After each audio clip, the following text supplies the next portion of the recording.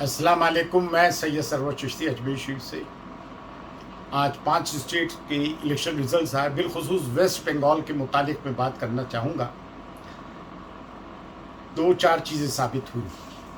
As an Indian भी और as an Indian Muslims भी मैं बात करना चाहूँगा, बहुत मुख्तसर अंदाज में। पहले तो ये कि we are a wonderfully diverse and heterogeneous nation, and this election has given a rise to federalism in India.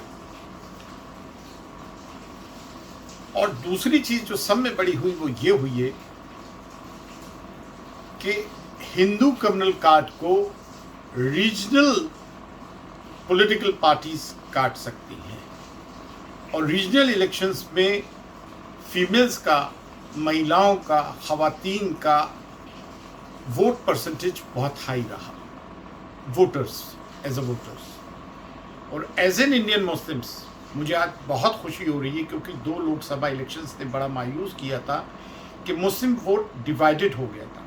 देखिए, दुनिया में जहाँ भी डेमोक्रेटिक कंट्रीज हैं और इलेक्शंस होते हैं, तो जो माइनॉरिटीज़ होती हैं, जो अक़लियत होती हैं, जो अल्पसंख्यक होते हैं, वो एन ब्लॉक वोट डालते हैं, कंसोलिडेटेड वोट डालते हैं, कंसोलिडेट।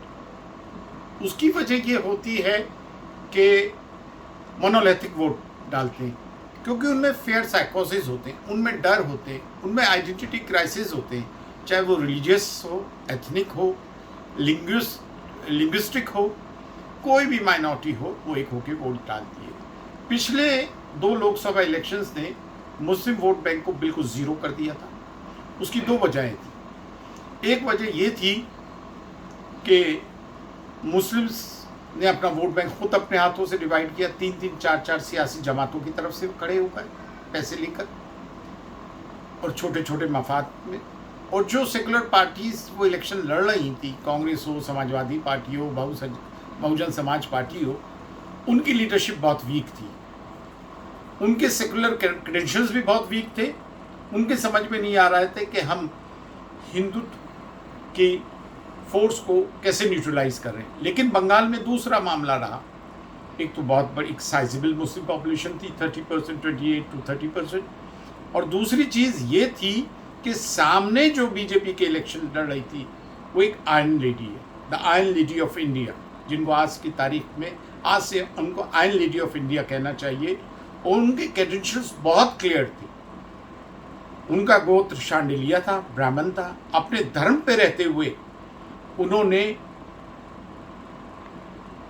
इंडिया के प्रेम्बल का सेकुलर डेमोक्रेटिक कैरेक्टर का रोल निभाया। हालांकि दूसरी तरफ इतनी बड़ी ताकत थी कि हिंदुस्तान के प्राइम मिनिस्टर ने 20 रैलीज़ की, अमित शाह होम मिनिस्टर ने 50 रैलीज़ की, योगी आए जो कम्युनलिज्म को प्रमोट करते हैं, बहुत सारे लोग आए, 2 5 स्टार होटल्स बुक की गई, तमाम सेंट्रल एजेंसीज ने उनको सपोर्ट किया।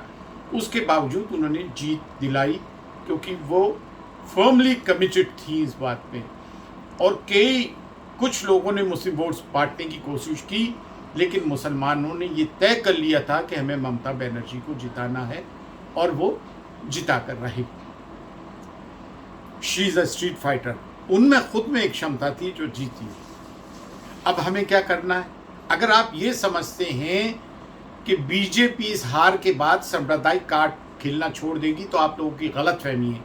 उनके पास सांप्रदायिक कार्ड के अलावा कोई दूसरी चीज़ है ही नहीं। आपने 7 साल से देख लिया, वो हर सब्जेक्ट में फेल है, इवन ड्राइंग तक में फेल है। वो एक बच्चा होता है ना, कमज़ोर से कमज़ोर बच्चा, वो ड्राइंग में तो पास हो जाता है, लेकिन ये ड्राइंग में भी फेल गए हैं। ये कैडर बेस्ड पार्टी है आरएसएस की।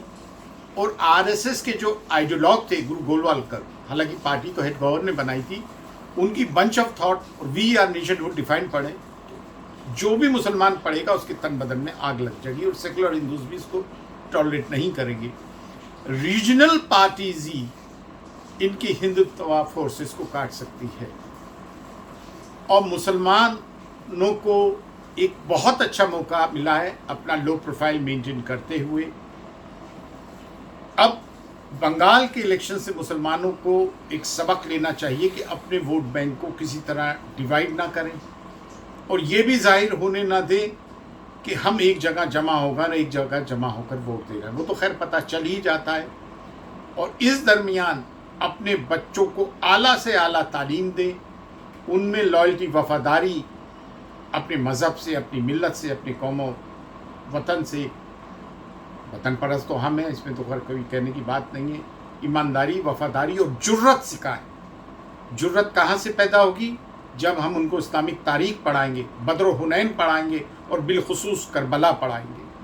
और हम मशाइख की और उलमा की भी अकाउंटेबिलिटी होना चाहिए कि जब मुसलमानों पे कोई नाजुक वक्त आए, जैसे CA NRC जैसा मामला आया और दीगर मामला आए, तो वो बांगे दोहल बोले। और अगर कोई मजहबी पेशवाओं, रहनुमाओं में से अगर इस फेसिस फोर्सेस की गोद में बैठता है तो उसका सोशल बॉयकॉट भी करे। देखा ये गया है कि हम बहुत बद अखलाक हो गए, सिविक सेंस है नहीं, हमारे मोहल्लों में इतनी गंदगी, कचरा रहता है। अभी कोरोना चल रहा है, ना मास्क पहनते हैं, ना सोशल डिस्टेंसिंग करते हैं। इस जहालत से भी हमें बाहर आना है, बहुत ज़रूरी है। और जो पढ़े लिखे मुसलमान, जो मुसलमान इलाकों से दूर रहते हैं, उनको भी मुसलमानों की नफ्स को टटोलना पड़ेगा और उनके साथ शाना बशाना चलते हुए कौम और मिल्लत को आगे लेके जाना पड़ेगा। आज बहुत खुशी का दिन है। ये होश व हवास तो भूल चुकी है बीजेपी। अगर ये इलेक्शन वेस्ट बंगाल का जीत जाती तो जो करती और जो इनके हौसले बुलंद होते वो देखने की बात थी। अगर इलेक्शन 2 महीने बाद होता तो बीजेपी असम भी नहीं जीत सकती थी और जो इतनी सीट्स आई हैं बंगाल में वो भी नहीं आती थी। ये खुशी का दिन है और मुसलमानों को खुश होने के साथ साथ आने वाले वक्त के लिए अपने आप से भी कुछ माहिदे करना होंगे। फ़ी अमानिल्लाह, अल्लाह हाफ़िज़।